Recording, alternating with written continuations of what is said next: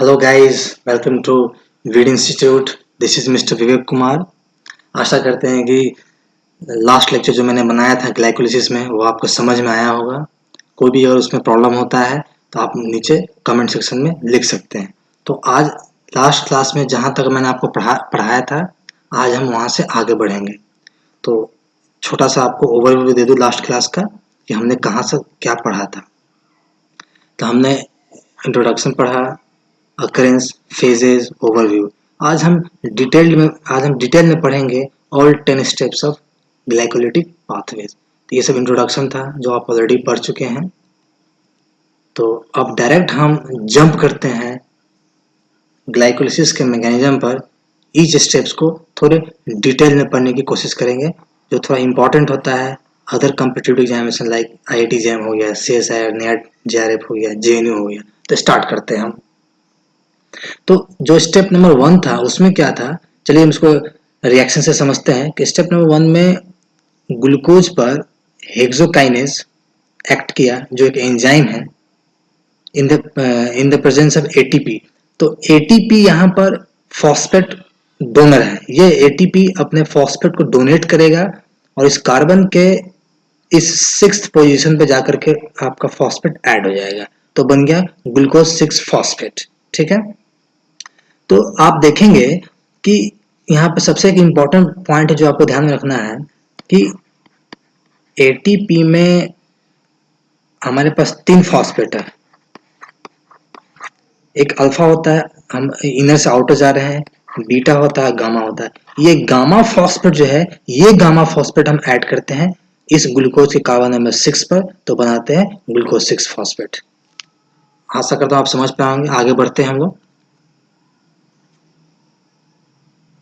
Second step की अगर हम बात करें तो यहाँ क्या हो रहा है कि ग्लूकोज 6 फॉस्फेट तो बना स्टेप नंबर 1 में। अब ग्लूकोज 6 फॉस्फेट को हम फ्रूक्टोज 6 फॉस्फेट में कन्वर्ट कर रहे हैं। तो इसके कन्वर्जन के लिए हमारे पास जो एंजाइम है, उस एंजाइम का नाम है फॉस्फोग्लूकोज आइसोमेरेज एंजाइम। सबस्ट्रेट है डी ग्लूकोज 6 फॉस्फेट, इसी सबस्ट्रेट का नाम है। ठीक है। मैग्नीशियम 2 प्लस यूज करते हैं तो कोफैक्टर जो जरूरत होता है एंजाइम के कैटालिसिस के लिए, उनकी एक्टिविटी के लिए। अब थोड़ा सा समझते हैं ओवरव्यू में कि ग्लूकोज 6 फॉस्फेट फ्रूक्टोज 6 फॉस्फेट में आखिर कन्वर्ट कैसे हुआ। तो देखेंगे कि ग्लूकोज 6 फॉस्फेट सबसे पहले इसका रिंग ओपन होता है, रिंग खुलेगा। तो जब रिंग ऐसे खुल जाता है, रिंग जब खुलेगा तो देखेंगे कि ग्लूकोज 6 फॉस्फेट है, ये अल्डोज है, मतलब यहाँ पर एक अल्डिहाइड ग्रुप होगा। अब ये अल्डोज जो अल्डिहाइड ग्रुप जो है अल्डोज में, इस आगे हम बढ़ेंगे तो यहाँ एक इंटरमीडिएट बनता है जिसका नाम है सिस इन डाइवल इंटरमीडिएट बनता है। ये इंटरमीडिएट काफी ज्यादा इंपॉर्टेंट है, कभी एग्जाम में पूछ देता है कि ग्लूकोज 6 फॉस्फेट से फ्रूक्टोज 6 फॉस्फेट में जाएंगे तो कौन सा इंटरमीडिएट बनता है। ये बनता है सिस इन डाइवल। अब जैसे सिस इन डाइवल बन जाएगा, इसका डिटेल जानना जरूरत नहीं है। सिस इन डाइवल जब बन जाएगा तो इसके बाद में ये कन्वर्ट हो जाएगा, इसमें कीटोज ग्रुप में कन्वर्ट हो जाएगा। तो फ्रूक्टोज में कीटोज ग्रुप होता है तो बन जाएगा फ्रूक्टोज 6 फॉस्फेट। हमने यहाँ लिखा भी है कि अल्डोज से कीटोज कन्वर्जन हो रहा है। तो यहाँ बस यही जानना है कि अल्डोज से कीटोज हुआ और पहले रिंग ओपन हुआ, फिर रिंग क्लोज हुआ जिसमें सिस इन डाइवल इंटरमीडिएट बना। इसमें इतना इंपॉर्टेंट है। होप आप समझ पा रहे हैं। आगे बढ़ते हैं हम लोग। स्टेप नंबर 3 की बात करें तो यहाँ पर क्या है कि फ्रूक्टोज 6 फॉस्फेट फ्रूक्टोज 1,6-20 फॉस्फेट में कन्वर्ट हो रहा है। यहाँ पे क्या हो रहा है कि जैसे कि फ्रूक्टोज 6 फॉस्फेट में फ्रूक्टोज के 6 कार्बन पे फॉस्फेट ग्रुप पहले था। अब हम क्या करेंगे कि इस स्टेप नंबर 3 में पीएफ के 1 एंजाइम के प्रेजेंस में एक और फॉस्फेट ग्रुप कार्बन नंबर 1 पर ऐड करेंगे। यहाँ पर फिर से जो फॉस्फेट ग्रुप ऐड होगा वह क्या है, गामा फॉस्फेट है। ये क्या है, गामा फॉस्फेट। काफी इंपॉर्टेंट है ये। गामा फॉस्फेट कार्बन नंबर 1 पर जाएगा तो क्या बना, फ्रूक्टोज 1,6-20, क्योंकि 2 फॉस्फेट है तो 20 फॉस्फेट बन के तैयार हो गया। इसका फाइनल प्रोडक्ट है फ्रूक्टोज 1,6-20 फॉस्फेट। हमने नोट में लिख रखा है first committed, why it is first committed. तो कहा जाता है कि एक बार ग्लाइकोलिसिस में फ्रूक्टोज 1,6-20 फॉस्फेट बन गया, then fructose 1,6-20 phosphate has to enter the glycolysis. It has no other options apart from entering the glycolysis. That is why it is known as first commuter step. It means once fructose 1,6-बिसफॉस्फेट is form it has to enter the glycolysis. ये काफी ज्यादा important है, आपको समझना पड़ेगा। ठीक है, होप कि आप कुछ समझ पा रहे होंगे। आगे बढ़ते हैं हम लोग। स्टेप नंबर 4 की हम बात करें तो यहाँ पर क्या हो रहा है, यहाँ पर फ्रुक्टोज 1,6-बिसफॉस्फेट का क्लीवेज हो रहा है। क्लीवेज यानी अब हम फ्रुक्टोज 1,6-बिसफॉस्फेट को तोड़ेंगे, तोड़ करके उससे कुछ प्रोडक्ट बनाएंगे। देखते हैं कैसे टूटता है। इस स्टेप को कैटलाइज करने के लिए अल्डोलेज एंजाइम हमने इस्तेमाल किया, उसका नाम है फ्रुक्टोज 1,6-बिसफॉस्फेट अल्डोलेज। सबस्ट्रेट है फ्रुक्टोज 1,6-बिसफॉस्फेट, कोफैक्टर्स है मैग्नीशियम कैटायंस हो गया। यहाँ देखना क्या है, यहाँ मैकेनिज्म देखते हैं कि आखिर ये कन्वर्जन हुआ कैसे। तो सबसे पहले क्या हुआ है कि रिंग ओपनिंग हुआ।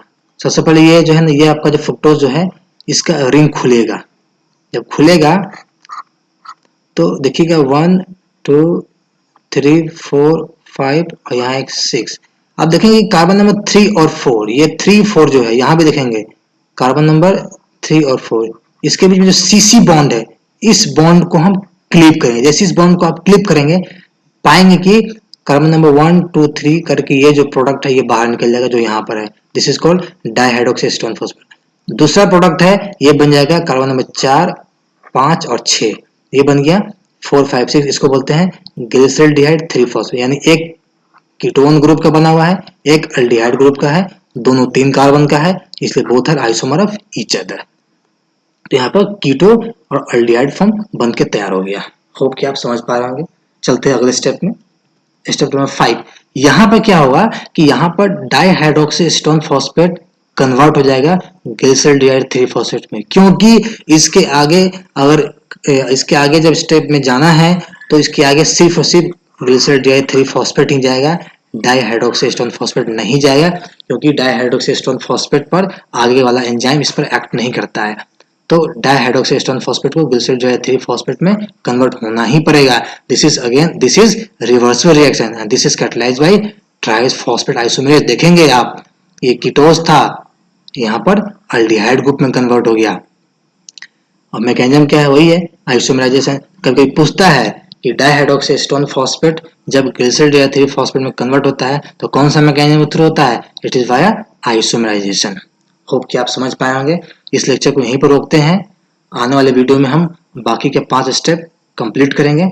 आप जरूर इंतजार कीजिएगा। Thank you for listening to my lecture. Thank you.